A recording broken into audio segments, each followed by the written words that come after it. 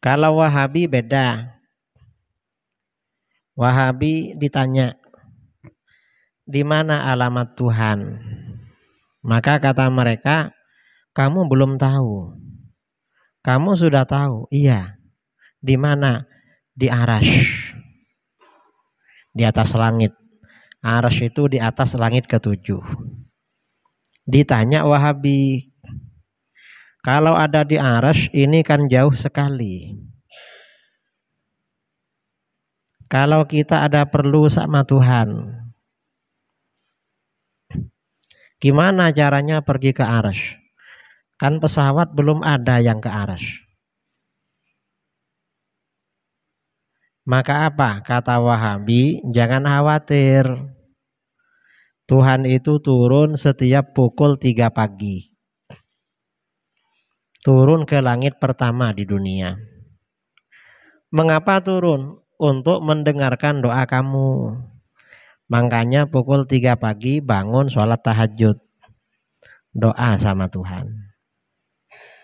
Lalu Wahabi ditanya, kalau seandainya Tuhan gak turun ke langit, apa Tuhan gak dengar doa kita? Bingung dia mau jawab apa. Mau jawab gak dengar, kafir. Karena berarti Tuhan maha tuli kalau gak dengar. Kalau jawab dengar, takut ditanya lagi. Kalau gak turun bisa dengar, kenapa turun? Gak.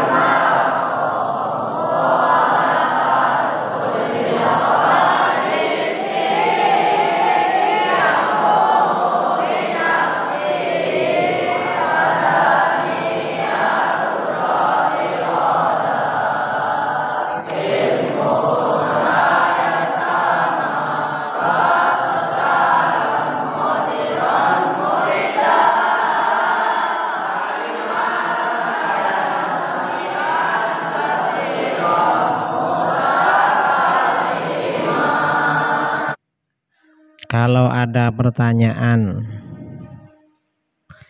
apakah Allah ada? Jawabnya adalah sifat wujud. Sejak kapan wujudnya Allah? Jawabnya adalah qidam. Sampai kapan wujudnya Allah? Jawabnya adalah seperti apa Allah? Jawabnya adalah.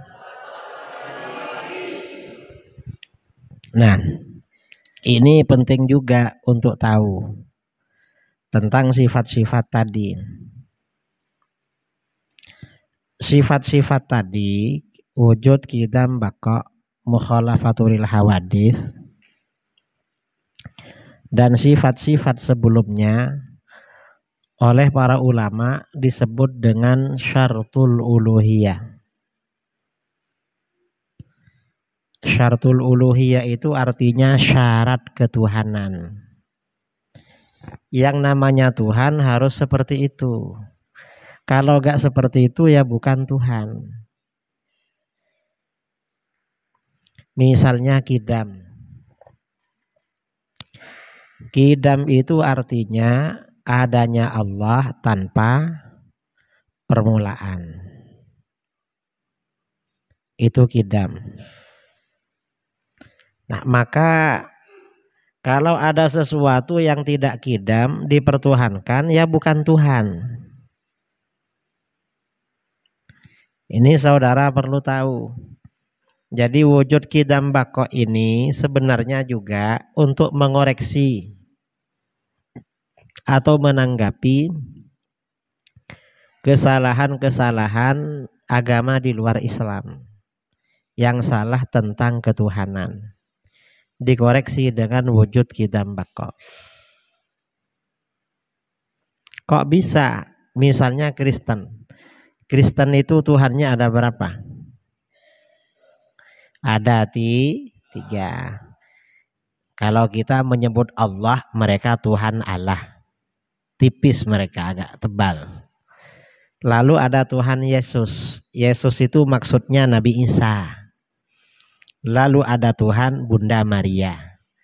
Bunda Maria itu maksudnya Siti Maryam. Kalau menurut kita, Nabi Isa gak bisa dianggap Tuhan. Mengapa? Tuhan itu harus qidam, wujudnya tanpa permulaan. Nabi Isa itu dilahirkan, ada hari kelahirannya. Berarti Nabi Isa bukan Tuhan. Ini namanya kan merespon, menanggapi mereka. Jadi sifat 20 ini harus benar-benar dipahami. Apalagi orang Medan. Orang Medan ini banyak Kristen, orang Batak. Iya. Punya tetangga Kristen. Hah? Kadang-kadang kan ada kawan saya mau dialog dengan Kristen. Ustadz, saya ini mau debat dengan Kristen, gimana caranya? Loh, kok gimana caranya? Sampean kan sudah belajar sifat 20. Ya pakai sifat 20. Qidam, adanya Allah tanpa permulaan. Maksudnya Tuhan itu harus begitu memang, wujudnya tanpa permulaan. Kalau wujudnya ada permulaannya ya bukan Tuhan. Contohnya Kristen mempertuhankan Yesus, Nabi Isa. Atau Kristen mempertuhankan Bunda Maria, Siti Maryam. Bukan Tuhan itu. Karena Siti Maryam punya ayah, punya ibu.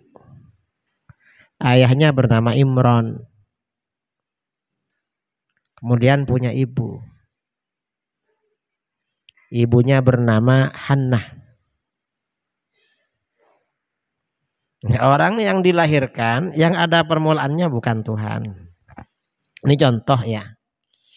Jadi kalau Kristen, kok bisa Tuhan kamu dilahirkan? Kalau dilahirkan bukan Tuhan. Kenapa? Kamu dilahirkan juga. Orang tua masa Tuhan semua gitu. Caranya kalau diskusi sama Kristen. Atau misalnya lagi baqa. Baqa itu kalau ditanya sampai kapan wujudnya Allah, maka jawabnya adalah baqa. Allah itu maha kekal, maha abadi. Maka kalau tidak kekal bukan Tuhan namanya. Kalau tidak abadi bukan Tuhan. Contohnya siapa? Kristen mempertuhankan Yesus, Nabi Isa. Lalu Kristen bilang Nabi Isa sudah mati. Loh, sudah mati kok dibilang Tuhan? Lalu mempertuhankan Siti Maryam. Siti Maryam sudah wafat. Ya bukan Tuhan. Tuhan itu harus baqa. Kalau gak baqa bukan Tuhan. Atau Yahudi. Yahudi ini mempertuhankan Nabi Uzair. Bukan Tuhan juga. Nabi Uzair itu dilahirkan, Nabi Uzair juga wafat. Tuhan itu gak boleh mati, makanya baqa. Artinya apa? Sifat 20 ini saudara harus pandai-pandai. Mengapa? Karena dengan ini saudara bisa berdiskusi dengan orang di luar Islam. Khawatir nanti saudara misalnya ngajar di perusahaan atau di mana di situ ada non muslim. Sifat 20 ini jadi bekal untuk berdiskusi dengan mereka. Ini baqa. Lalu mukhalafatu lil hawadits. Seperti apa Allah? Jawabnya adalah mukhalafatu lil hawadits. Allah itu tak serupa dengan apapun perkara yang baru. Lalu pertanyaan kelima. Allah yang wujud qidam baqa mukhalafatu lil hawadits, alamatnya di mana? Tempatnya di mana? Biasanya orang kalau kenal dengan kawan, lalu akrab, pulang dari pondok ingin jumpa, kan tanya alamat. Kamu rumahnya mana? Alamatnya mana? Kalau ada pertanyaan, di mana alamat Allah? Tempatnya mana? Maka jawabnya adalah qiyamuhu binafsihi. Jadi Allah itu punya sifat wajib, qiyamuhu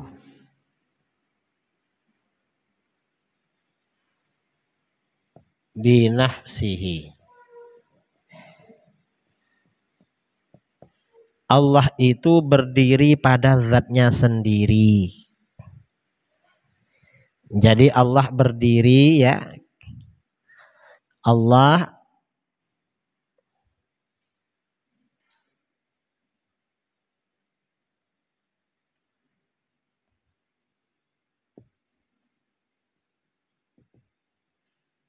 berdiri pada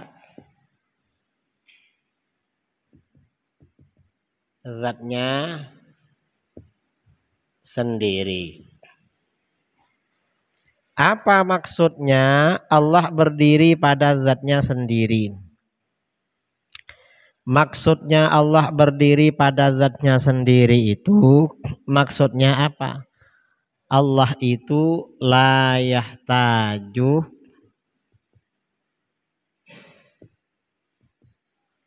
ila mahallin wala mukhassisin. Allah itu tidak butuh pada tempat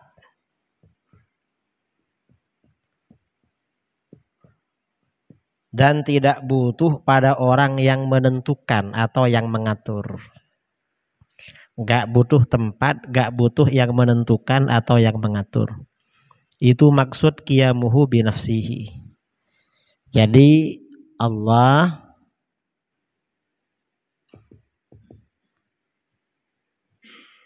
tidak butuh pada tempat dan pada orang yang menentukan.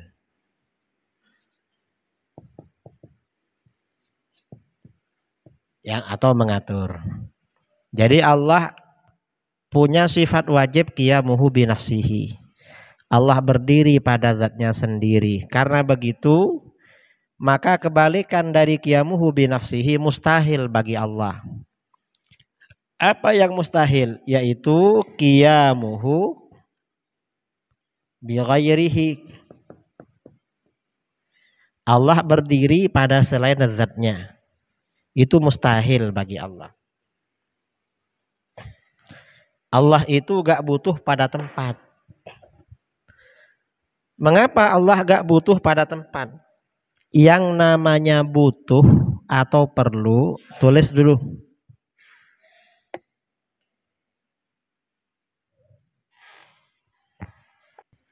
Kelima ya. Bagi Allah adalah qiyamuhu binafsihi. Artinya apa? Allah berdiri pada zatnya sendiri. Apa maksudnya berdiri pada zatnya sendiri? Maksudnya Allah itu la yahtaju ila mahallin wala mukhassisin. Allah tidak butuh pada tempat dan pada orang yang menentukan atau yang mengatur. Mengapa? Yang namanya butuh itu bukan sifatnya khalik, tetapi sifatnya makhluk. Kalau makhluk butuh pada tempat. Kalau makhluk butuh pada tempat. Kalau Tuhan nggak butuh. Ini namanya akidah Ahlus Sunnah wal Jamaah. Kalau Wahabi beda. Wahabi ditanya, di mana alamat Tuhan? Maka kata mereka, kamu belum tahu. Kamu sudah tahu. Iya. Di mana? Di Arash. Di atas langit. Arash itu di atas langit ketujuh.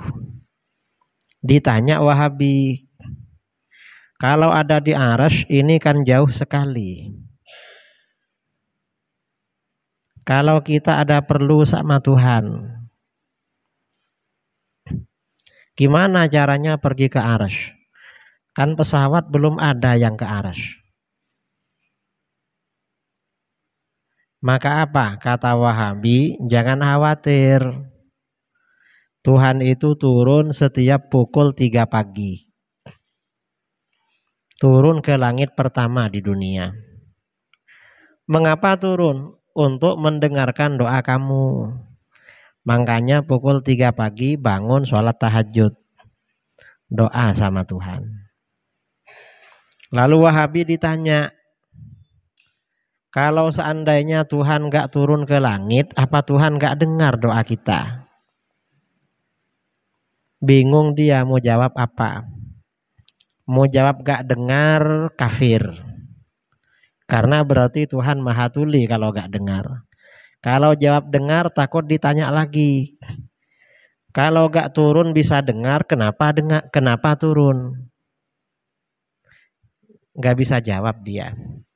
Lalu dia ditanya lagi, itu turun pukul 3 ikut waktu daerah mana?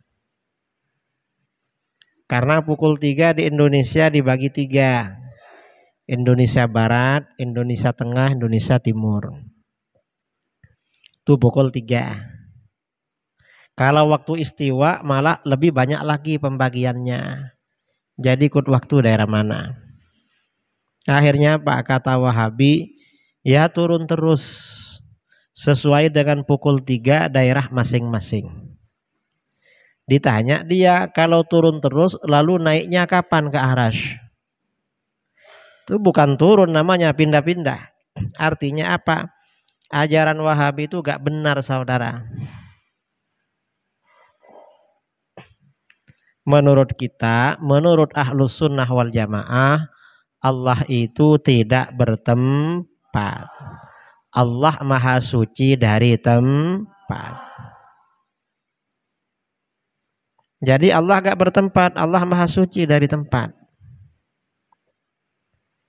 Ini namanya akidah Ahlus Sunnah wal Jamaah.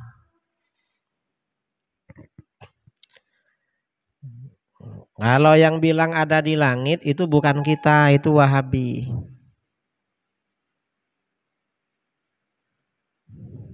Itu ajaran Wahabi. Kalau kita agak bertempat.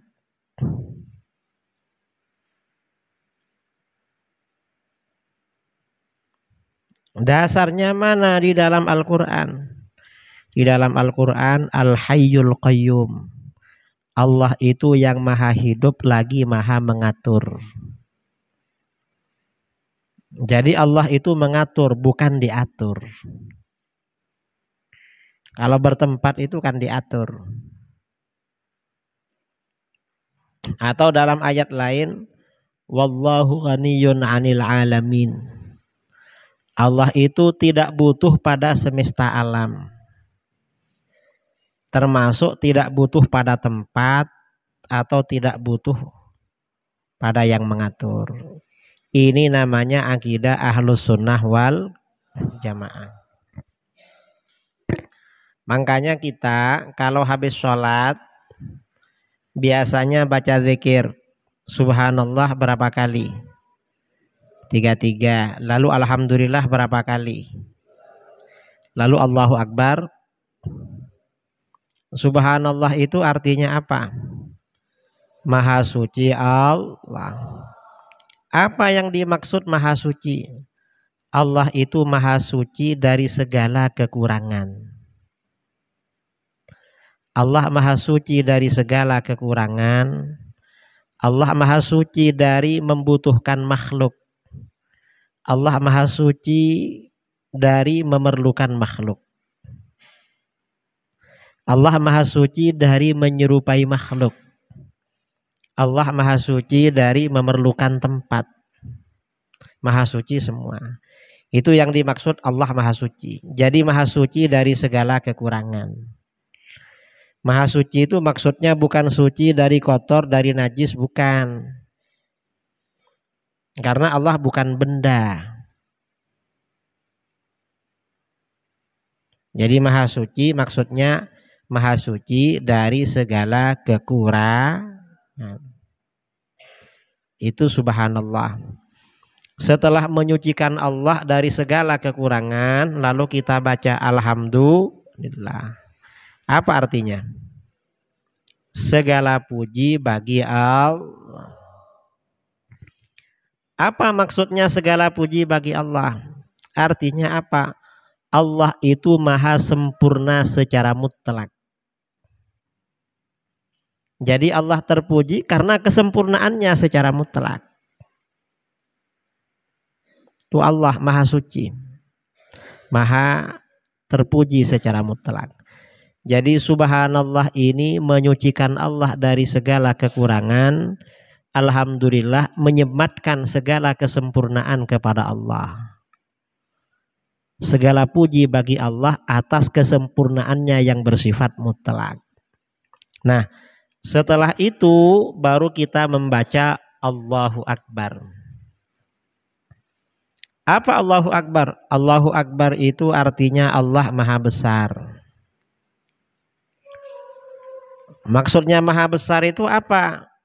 Maha Besar itu artinya ya, walaupun kita menyucikan Allah dari segala kekurangan dan meyakini Allah Maha Sempurna secara mutlak, Allah itu lebih besar daripada yang kita sucikan dan daripada yang kita yakini kesempurnaannya. Artinya manusia tidak mampu menjangkau kesucian Allah dan kesempurnaan Allah. Itu makna Allahu Akbar.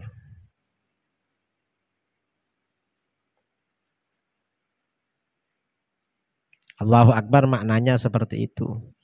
Kemudian setelah itu lalu membaca la ilaha illallah. Nah, la ilaha illallah ini maknanya ya sifat 20 itu. Tiada Tuhan selain Allah. Apa maknanya tiada Tuhan selain Allah? Tiada Tuhan selain Allah itu artinya satu, Allah itu tidak butuh apapun dari alam semesta. Kedua, apa saja yang ada di alam semesta pasti butuh pada Allah. Siapapun pasti perlu butuh pada Allah. Allah gak butuh pada apapun dan siapapun. Nah, Allah yang tidak butuh pada apapun dan siapapun dan dibutuhkan oleh semua yang ada, itu bagaimana? Allah yang wajib wujudnya, wajib bersifat qidam, baqa, mukhalafatul hawadisi, qiyamuhu binafsihi dan seterusnya. Jadi sifat 20 ini saudara uraian penjelasan tentang makna kalimat la ilaha illallah. Atau sama dengan tadi itu subhanallah, alhamdulillah, Allahu Akbar.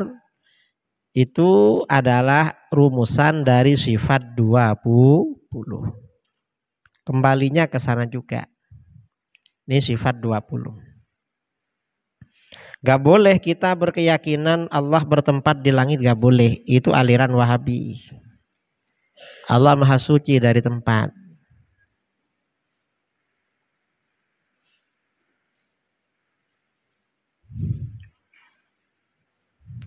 Ada pertanyaan?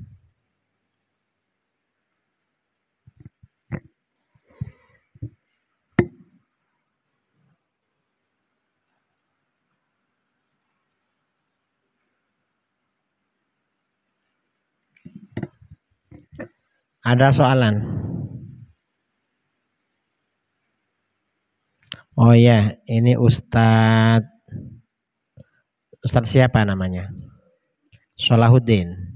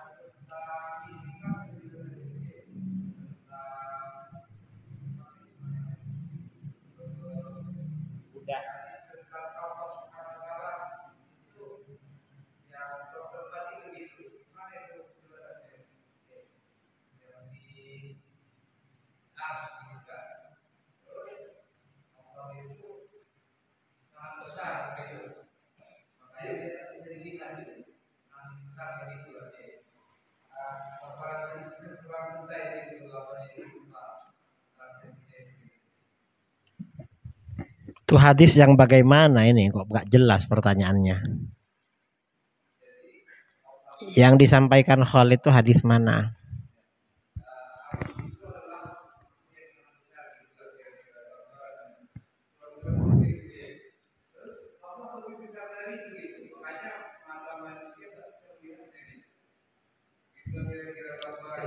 Itu namanya Khalid itu punya ideologi tajesim, menjasmanikan Tuhan. Arsy itu kan benda, Tuhan itu bukan benda. Jadi begini ya, alam itu apa saja selain Allah disebut alam, ya, apa saja alam. Alam ini dibagi menjadi dua.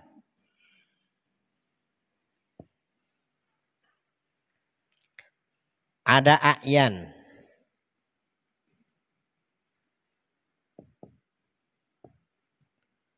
Ada a'yan. A'yan ini artinya benda. Kemudian ada a'rad.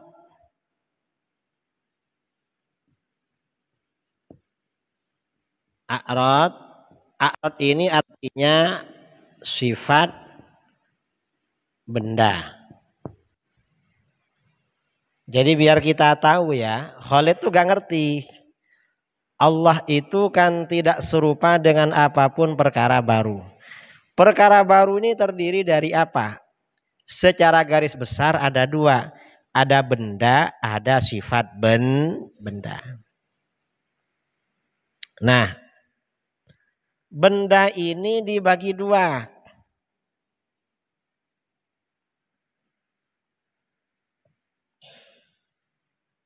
Pembagiannya bagaimana?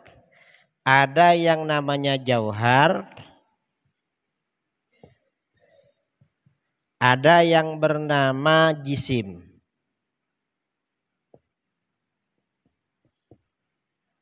Bedanya apa? Kalau jauhar ini benda terkecil. Benda yang paling kecil, benda itu kalau sudah kecil sekali dan tidak bisa dibagi-bagi lagi namanya jauhar. Ada jisim. Jisim ini benda yang bisa dibagi-bagi. Kalau masih bisa dipecah-pecah namanya jisim. Kalau gak bisa dipecah-pecah dari kecilnya namanya jauhar. Ini benda namanya. Kemudian benda ini dibagi dua lagi. Ada benda kasif ya. Kasif ini artinya benda padat. Benda padat itu artinya benda yang bisa disentuh oleh indera, bisa dipegang. Bisa ditangkap, kayak kamu namanya kasif. Ya. Oh, jisim ya. Jisim ini jisim dibagi menjadi dua. Maaf.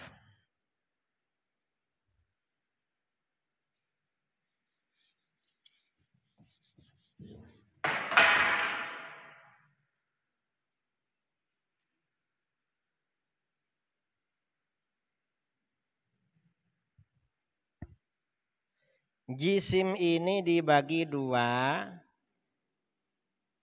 Ada jisim kasif, jisim padat ya, benda padat. Ada jisim latif. Artinya benda halus, jisim yang halus. Kalau jisim benda yang padat ini, benda yang bisa disentuh, bisa ditangkap. Kalau benda yang halus, yang lembut, yang nggak bisa ditangkap, nggak bisa dipegang, seperti udara, seperti cahaya, atau seperti pulsa, kan nggak bisa dipegang itu. Ya, setrumnya listrik itu benda halus, karena nggak bisa ditangkap. Ini benda. Ini macam-macam benda, saudara. Macam-macam benda seperti itu. Ini para ustadz ya, biar paham tuh yang besar-besar ini. Nah, benda ini yang namanya benda, sifatnya itu bertempat, tahayus. Harus ada ruangan yang cukup. Misalnya kayak saya kan benda, harus ada tempat yang cukup.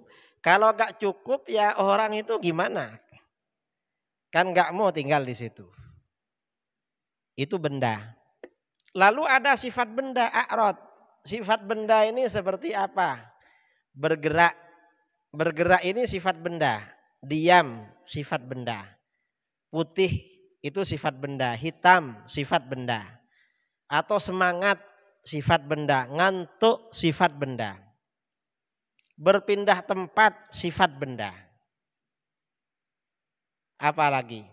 Ya pokoknya sifat-sifat yang lain. Nah, Allah itu tidak serupa dengan apapun perkara yang baru.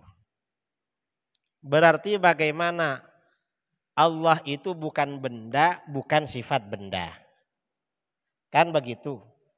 Karena kalau Allah benda cuma lebih besar, ya serupa dengan benda yang lain. Cuma ukurannya aja yang gak sama. Allah gak sama dengan perkara baru. Allah bukan benda yang berupa jauhar, benda terkecil yang gak bisa dipecah lagi. Dan Allah bukan jisim, bukan benda yang bisa dibagi-bagi. Allah bukan jisim yang kasif, yang padat, bukan jisim yang latif. Kalau jisim yang latif seperti malaikat, jin. Jin, malaikat itu benda, cuma jisimnya jisim latif, lembut. Kalau kita ini kan jisim kasar. Benda padat. Nah Allah ini, Allah kan gak serupa dengan apapun perkara baru. Berarti Allah bukan benda, bukan sifat benda. Sifat benda ini karakternya menempati benda. Misalnya ngantuk. Ngantuk ini orang gak ngerti. Baru kalau melihat orang ngantuk ngerti. Oh ini ngantuk. Karena sifatnya sifat yang melekat pada orang yang ngantuk. Secara logika oleh para ulama dijabarkan secara luas. Allah itu bukan benda, bukan sifat benda. Allah bukan benda jauhar, bukan benda jisim. Allah bukan jisim padat, bukan jisim halus. Lalu apa Allah? Allah itu mukhalafatu lil hawadits. Allah tak serupa dengan apapun perkara baru. Nah kalau Ustadz Khalid mengatakan,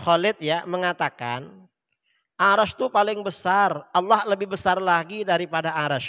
Berarti menyamakan Allah dengan arasy. Arasy itu benda.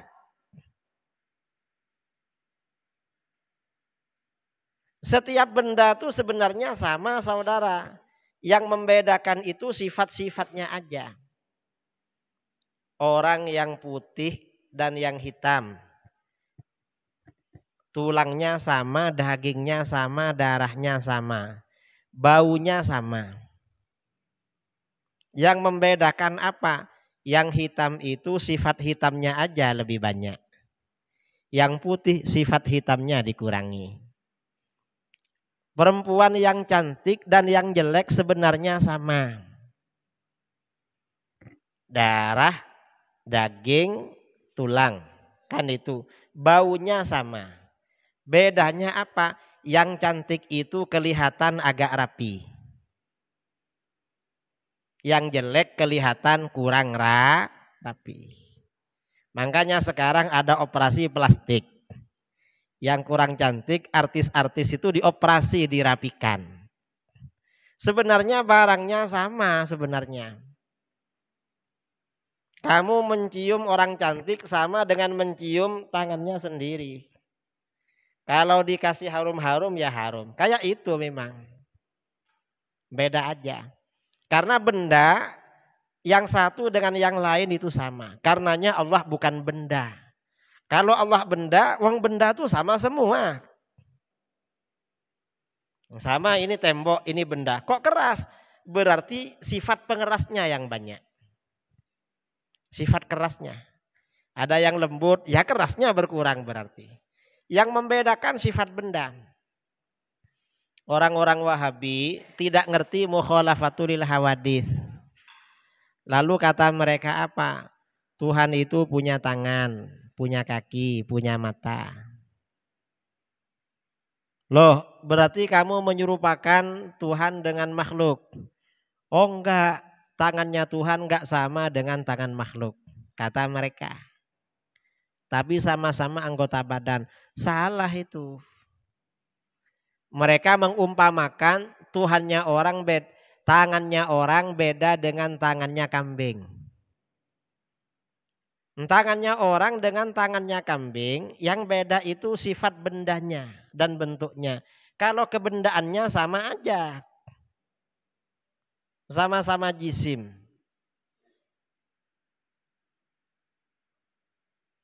Artinya apa? Para ulama ahlus sunnah wal jamaah itu sangat mendalam saudara. Meneliti sesuatu itu. Makanya Ustadz Khalid itu kacau. Pernah ditanya, Ustadz, arsy itu makhluk apa bukan? Saya ini pernah dialog dengan Wahabi di Surabaya, di Blitar, lalu waktu di Malaysia. Saya tanya sama mereka, di mana tempat Tuhan? Jelas di langit, di arsy katanya. Saya mau tanya, mengapa Tuhan bertempat? Kata dia, kalau Tuhan gak bertempat berarti gak ada. Karena Tuhan ada pasti bertempat, kata dia. Saya tanya pada dia, tempatnya di mana? Di arsy. Saya mau tanya, arsy itu makhluk apa bukan? Kalau kamu jawab arsy bukan makhluk, kamu kafir. Karena kamu berpendapat, beriktikad, ada selain Allah bukan makhluk Allah. Kan syirik itu. Kalau kamu bilang arsy bukan makhluk. Kalau kamu bilang arsy itu makhluk, kamu bisa kafir juga. Cuma kafirnya tidak langsung. Kan kamu tadi bilang, sesuatu yang ada pasti bertempat. Kalau gak bertempat berarti gak ada. Tuhan ada pasti bertempat. Tempatnya di mana? Arsy. Arsy makhluk apa bukan? Kata si Wahabi itu, ya jelas makhluk. Nah, kalau arsy ini makhluk, sebelum Allah menciptakan arsy, Allah tinggal di mana? Katanya harus bertempat, sementara tempatnya gak ada. Lalu Tuhan tempatnya di mana? Apa kamu bilang karena tempat belum ada maka Tuhan gak ada? Kafir kamu. Atau kamu bilang karena tempat belum ada Tuhan belum bertempat. Berarti akidah kamu yang tadi salah. Katanya harus bertempat. Akhirnya apa? Kata Wahabi yang di Surabaya, saya mau tanya arsy itu makhluk apa bukan? Kata dia apa? Ustadz gak boleh tanya begitu. Mengapa? Itu pertanyaan haram. Mengapa haram? Karena itu pertanyaan bid'ah. Wahabi itu kalau ditanya dan gak bisa jawab, yang bertanya diharamkan. dibid'ahkan. Ini Wahabi. Ada Wahabi beda lagi yang waktu di Malaysia. Arsy itu makhluk apa bukan? Ya jelas makhluk. Kalau arsy makhluk, sebelum Allah menciptakan arsy, Allah tinggal di mana? Kata dia apa? Ya suka-suka Allah lah, mau di mana katanya. Artinya dia ini menggambarkan Tuhan itu seperti benda. Seperti makhluk. Nah, Tuhan itu bukan benda. Karena kalau benda sama dengan benda yang lain. Nah, Khalid Basalamah ini ditanya, arsy itu makhluk apa bukan? Kata dia, wallahu a'lam. Hanya Allah yang tahu. Loh, yang kita tanya bukan Allah tahu apa enggak. Allah ya pasti tahu. Menurut kamu di mana? Gak jawab dia. Padahal jawabannya ada di surat Fatihah. Alhamdulillahi Rabbil. Segala puji bagi Allah Tuhan semesta alam. Apa saja selain Allah itu kan alam. Yang dimaksud Allah Tuhan semesta alam itu artinya apa? Allah yang menciptakan alam. Allah yang memiliki alam. Allah juga yang mengatur alam. Masa gak tahu? Wahabi itu gak tahu saudara kalau arsy itu makhluk. Dan di dalam Al-Quran lebih jelas lagi tentang arsy. Fa in tawallau faqul hasbiyallahu la ilaha illahu alaihi tawakkaltu wa huwa rabbul arsyil azim. Tuhan itu, Allah itu Tuhannya arsy, Rabbul arsy. Arsy yang agung, yang besar. Apa yang dimaksud Allah Tuhannya arsy? Allah Tuhannya arsy itu artinya Allah yang menciptakan arsy. Allah yang memiliki arsy. Allah yang mengatur arsy. Itu maksudnya Allah Tuhannya arsy. Gak tahu dia kalau arsy itu makhluk. Jelas dalam Al-Quran ayatnya banyak. Ini Wahabi saudara. Gak tahu. Karenanya hati-hati ya. Kamu kalau punya adik, punya sepupu, punya saudara, kawan, ajak mondok di sini. Biar mengerti akidah Ahlus Sunnah wal Jamaah. Kalau gak ngerti bahaya saudara kalau gak ngerti. Biar faham akidah Ahlus Sunnah wal Jamaah.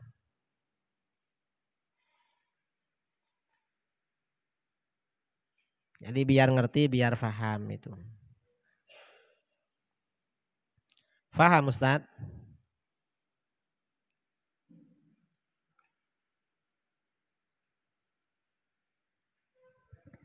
Apa lagi? Terakhir, pertanyaan terakhir nih 5:30 nih.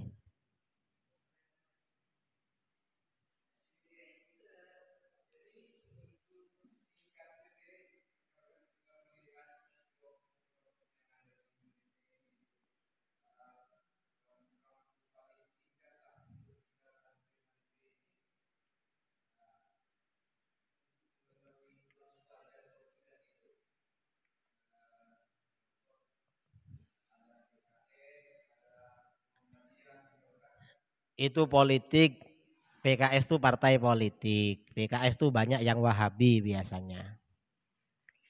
Kalau Muhammadiyah itu setengah Aswaja, setengah Wahabi. Campur-campur. Kalau masalah akidah Ahlus Sunnah wal Jamaah nanti diajarkan di sini. Insyaallah Ustadz Mujib nanti yang ngajarkan. Saya punya beberapa buku agar nanti diajarkan di sini. Ya mungkin tidak tiap hari ekstrakurikuler lah. Setiap hari apa misalnya. Atau kalau pas saya ke sini tiap beberapa bulan nanti saya ajari. Kawan-kawannya ajak ke sini. Yang enggak mondok itu biar mondok. Di sini menghafalkan Al-Quran, mengerti ilmu agama. Dan itu penting.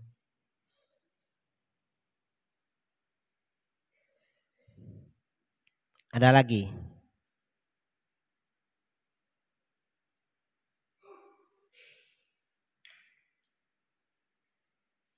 Ada pertanyaan lagi?